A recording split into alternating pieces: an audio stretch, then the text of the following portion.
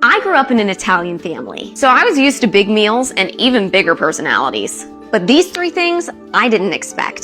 One, you're never alone. மாற்று கலாச்சாரத்தில் திருமணம் செய்யும் போது புதிய பாரம்பரியங்கள், பழக்க வழக்கங்கள் மற்றும் பல ஆச்சரியங்கள் ஏற்படுவது வழக்கம். ஆனால் மிகப்பெரிய ஆச்சரியங்கள் பெரிய பண்டிகைகளிலும் விசேஷங்களிலும் இல்லாமல் அன்றாட எளிய தருணங்களில் இருந்தால் எப்படி இருக்கும்? ஒரு இந்திய குடும்பத்தில் மருமகளாக வாழ்க்கைப்பட்ட பிறகு ஒரு இத்தாலிய பெண் தான் கண்டறிந்த 3 ஆச்சரியமான கலாச்சார அனுபவங்களை பற்றி தனது சமூக வலைதள பக்கத்தில் பகிர்ந்துள்ளார்.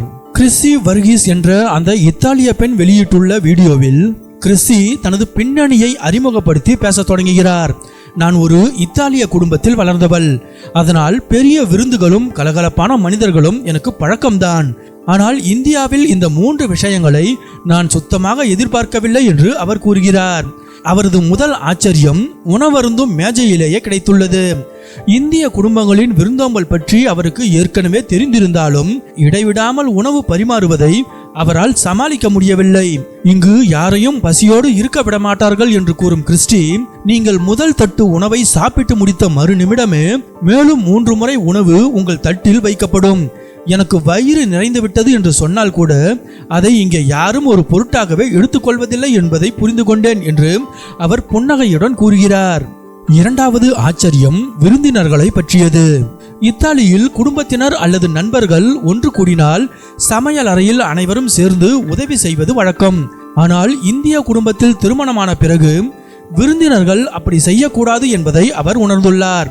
விருந்தினர்கள் என்றால் விருந்தினர்கள்தான்.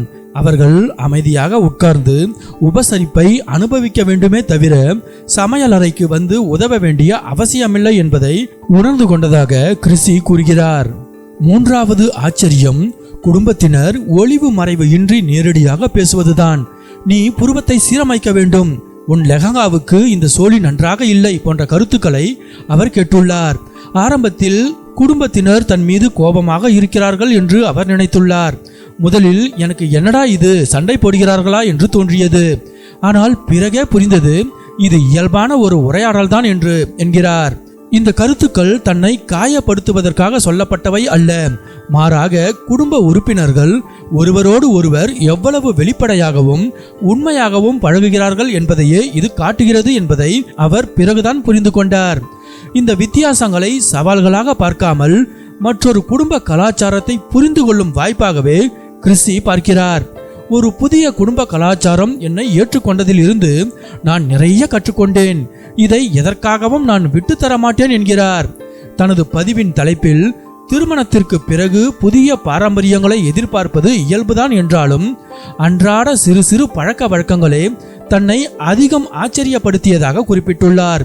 மேலும் இருவேறு கலாச்சாரங்களை இணைத்து ஒருவரிடம் இருந்து ஒருவர் கற்றுக்கொள்வது திருமண வாழ்க்கையின் மிக சிறந்த பகுதி என்றும், வித்தியாசம் என்றால் நல்லது அல்லது கெட்டது என்று அர்த்தமில்லை, புதியதை கற்றுக்கொள்ள ஒரு வாய்ப்பு என்றுதான் அர்த்தம் என்று எழுதியுள்ளார். இந்த வீடியோ இணையத்தில் பலரின் கவனத்தை ஈர்த்து வருகிறது.